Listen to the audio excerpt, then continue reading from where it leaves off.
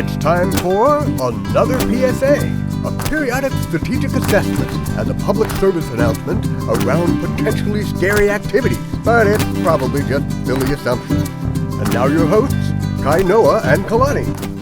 What's up, gang? It's gang. so nice to see all of you again. Well, hope you're enjoying yourselves.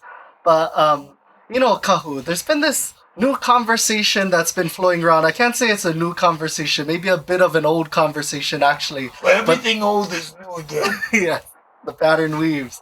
But really around this thing that everybody's calling the Forever War. Forever war. How interesting is that? Yeah, and it's this whole unfolding of, at the beginning, it was kind of like the Forever War, the war on terrorism, the war on drugs. What are we talking about? No, man. If you ask me, anybody who's a student of history, you know that the United States has been at war since the Civil War. They went from 1860 and the Civil War to 1870 and the Indian War to 1890s to the early war in 1895 with the Spanish. Not to mention the Mexican-American War that happened in the 50s. And the War of 1812 over slavery. And then, they went into World War I. We get the Great Depression. They go into World War II. Then the Korean War, the Vietnamese War. It never happened. Cambodia War. And then next thing you know, we're in Nicaragua. We're in Central America. And then bada bing, we're over there in Iran. We're over there in the Middle East. And we're just waging war until, I don't know, just about a year ago. That's over like 90% of the time at war. You would think a progressive nation, why haven't they come up with something better? Well, because, we do things like create Space Force, where we literally push the button. As Americans, they go out and imperially colonialize the world and then accuse everyone else of it, but maintain their colony. Everyone else has to give up their colonies, but the Americans maintain their colony. Isn't that interesting, right? And it's interesting, just last month, I believe, they finished the planning for RIMPAC 2024 coming up. That's all I'm talking about, that kind of action when the military comes to town. And you know what? The military came to town January 17, 1893. They never left. And they'll pretend that they were just supporting a revolution. But you know what they forgot?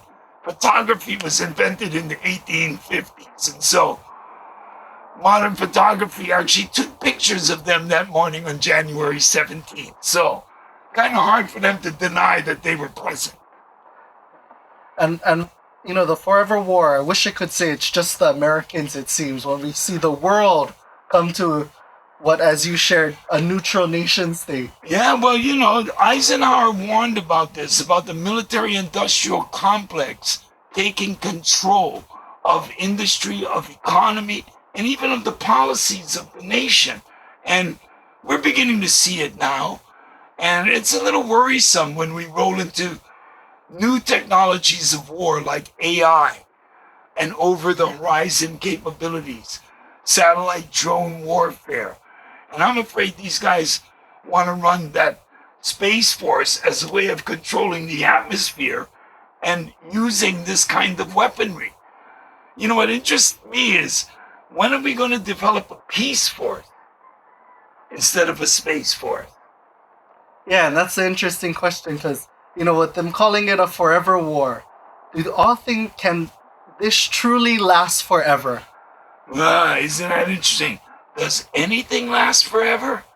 Seems to me like change is inevitable. And we should be instituting some changes in the way our institutions, particularly our state-sponsored academic institutions, should not be supporting war in the Pacific. Mahalo. Oh, the Spanish say Pacific means peaceful. We didn't name the ocean. The Europeans did. Our name for the ocean was Moana. And now it's time to return back to peace. Ain't that the truth?